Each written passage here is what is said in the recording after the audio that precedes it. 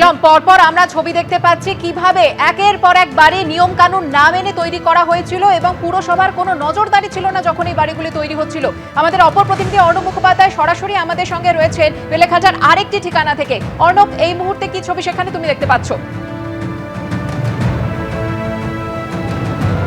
দেখো, এই মুহূর্তে আমরা রয়েছি কসবায়। টোটাল 6টা যে প্রেমিসেস রয়েছে, যেটা একটু আগে জানিয়ে গেলেন পুর নগরোন্নয়ন মন্ত্রী যে এই 6টা প্রেমিসেসে আজকে অভিযান চলছে। তোমাকে দেখিয়ে দেবো, দেখো কীরকম রাস্তা। এই রকম একটা সরু রাস্তা দিয়ে আমরা যাচ্ছি যেখানে বুলডোজার আনতে পারেননি, এবং তারপরে হচ্ছে এটি একটি ফ্ল্যাট। এই ফ্ল্যাটটা 5 তলা। দুদিকে ছাড়ের পরিমাণ দেখো, যেটা দেখলেই বোঝা যাচ্ছে যে এটা মানে একদমই যে অবৈধ সেটা দেখলেই প্রায় প্রতিপন্ন হচ্ছে। তুমি দেখো যে দুদিকে ছাড়ের পরিমাণ। আর একটু এগোবো, আর একটু এগিয়ে তোমাকে দেখানোর চেষ্টা করব। দেখো যে প্রায় পাশের যে ফ্ল্যাট রয়েছে তার গায়ে লেগে যাচ্ছে। কোনো ছাড়ার ব্যাপার নেই। এর মাঝখানে কোথায় ছাড়? এখানে কোথাও ছাড় খুঁজে পাবে না। এখানে কোনো ছাড় ছাড়া এরকম একটা 5 তলার বিল্ডিং হঠাৎ করে উঠে গেল একদম দেশলাই বাক্সর মতো। তো এই বিল্ডিং যেটা চোখে দেখলে বোঝা যায় যে সেটা অবৈধ, সেটা 1 বছর ধরে তৈরি হলো, অথচ কেউ কিছু করলেন না। গত ডিসেম্বর মাসে কলকাতা পুরসভার আধিকারিকরা এলেন, তারা এসে দেখলেন, দেখার পরে তারা বললেন ইল্লিগাল, তারপরেও কিছু হলো না।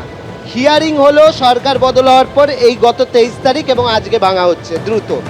এবং যেটা অগ্নিমিত্রা পাল বলে গেলেন, 6টা প্রেমিসেস, যার মধ্যে হচ্ছে ফৈয়াজ খানের রয়েছে, রাজু নস্করের রয়েছে, এবং এই যে বিল্ডিংটা, এটা হচ্ছে সোনা পাপ্পুর বিল্ডিং। একদম অন্য নামে করানো হচ্ছিল, কিন্তু সোনা পাপ্পু এই বিল্ডিং করছিল, এমনটাই অভিযোগ হচ্ছে পুর এবং নগরোন্নয়ন মন্ত্রীর। এবং তার পাশে তিনি যখন এই অভিযোগ করছেন, তার পাশে ছিলেন পুর কমিশনারও, কিন্তু তার সঙ্গে ছিলেন স্মিতা পান্ডে।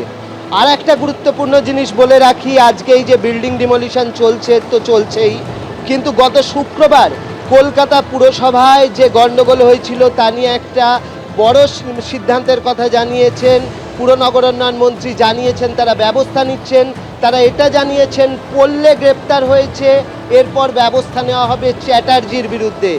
খুব গুরুত্বপূর্ণ, আজকে এখানে জানিয়ে দিয়ে গেছেন পুর নগরোন্নয়ন মন্ত্রী। গতকাল আমরা জানি যে সুদীপ পল্লে তিনি গ্রেপ্তার হয়েছেন, এবং তিনি একটা অভিযোগের ভিত্তিতে গ্রেপ্তার হয়েছেন। কিন্তু আজকে পুর কমিশনারকে পাশে নিয়ে পুর নগরোন্নয়ন মন্ত্রী জানিয়েছেন যে শুক্রবার সেক্রেটারি এবং সেখানে যে ধরনের গণ্ডগোল করা হয়েছে তার পরিপ্রেক্ষিতে পুরসভা কিন্তু কড়া ব্যবস্থা নেবে। ইতিমধ্যে পল্লে গ্রেপ্তার হয়েছেন, চ্যাটার্জির বিরুদ্ধে ব্যবস্থা হবে। কে চ্যাটার্জি, তিনি এই নামটা কোট আনকোট তিনি উল্লেখ করেননি, কিন্তু এটা একটা খুব গুরুত্বপূর্ণ বিষয়।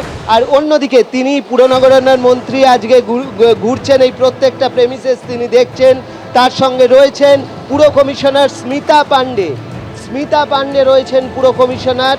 যে অভিষেক বন্দ্যোপাধ্যায়ের বাড়িতে নোটিশ পাঠানো হোক, বুলডোজার পাঠানো হোক তিলজলায়, এই সব নিয়ে যার সঙ্গে বারবার সংঘাত লেগেছে মেয়র সহ বর্তমান পুর বোর্ডে যারা রয়েছেন তাদের সঙ্গে, তাকে নিয়ে পুর নগরোন্নয়ন মন্ত্রী ঘুরছেন এবং জানিয়ে দিলেন যে এই বিল্ডিং আর কারণ নয়। এবিপি আনন্দ, এগিয়ে থাকে, এগিয়ে রাখে।